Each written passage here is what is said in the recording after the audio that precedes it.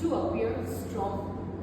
Everybody loves to be termed epic.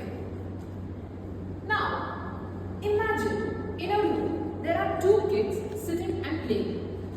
And you take this bright new toy and you hand over to one kid. Suddenly, the other kid stares back at you, at the other kid, and at the toy, and shouts, "I want that toy!" and starts with his tantrum tales.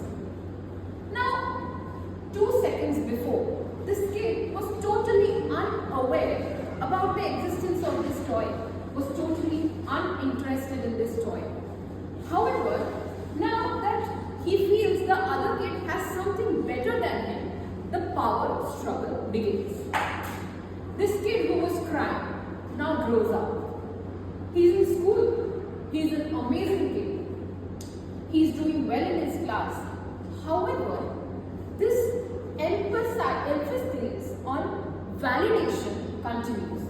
He grows up. He wants to be validated by his teachers. He wants to be validated by his friends. He wants to be the best amongst his cousins. And this kid grows further. Now, this kid is in an MNC. He's in a top position. He's working on this project whereby he is supposed to work in a team. However, this inherent power struggle continues. Now he lays down his brilliant, bright ideas to his team. Some gets accepted, some does not. Again, somewhere from his inside, a voice screams, "Why is this not getting accepted? What is wrong with me?" And the power struggle continues. Now, the question is, who is this kid? This kid is us. This kid is us looking for validations from everywhere, from the society, from our friends, from our family.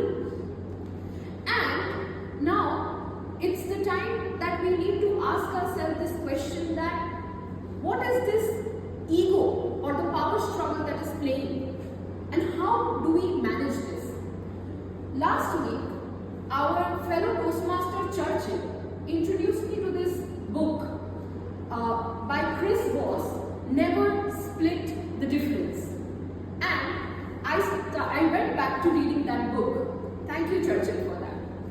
And the book brought me this brilliant, gave me exposure to how we can negotiate.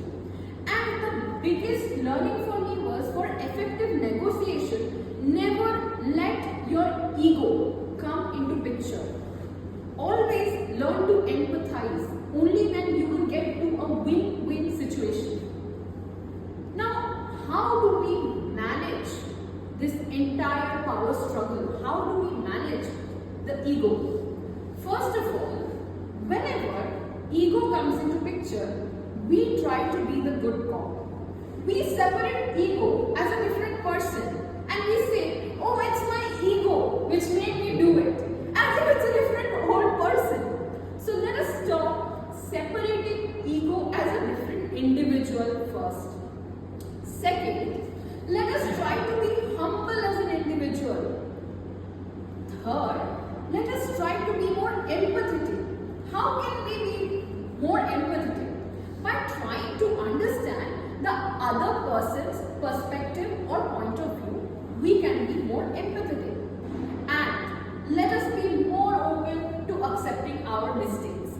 So most of the time we are like, "Oh, we cannot go wrong," or we take it to our heart or too deeply if somebody points out that we have made a mistake. So let us overcome that. Now, these are the ways in which we can correct ourselves. However, what if you have somebody in front of you who is flamboyantly showing their ego? How do you manage that? Now, in such a scenario, the second point that I mentioned, humility, and the third that I mentioned, empathy, these should come into place. No, I don't mean that you agree to everything that the other person is saying, but be more empathetic. Try to understand from where is this person coming. So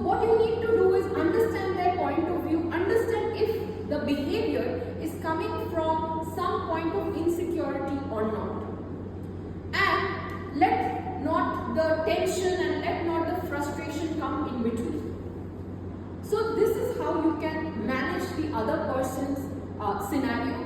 So with that, I think what we should all do is let us not let ego come in between our way, or let us correct the other person so that they get some time to reflect on their behavior.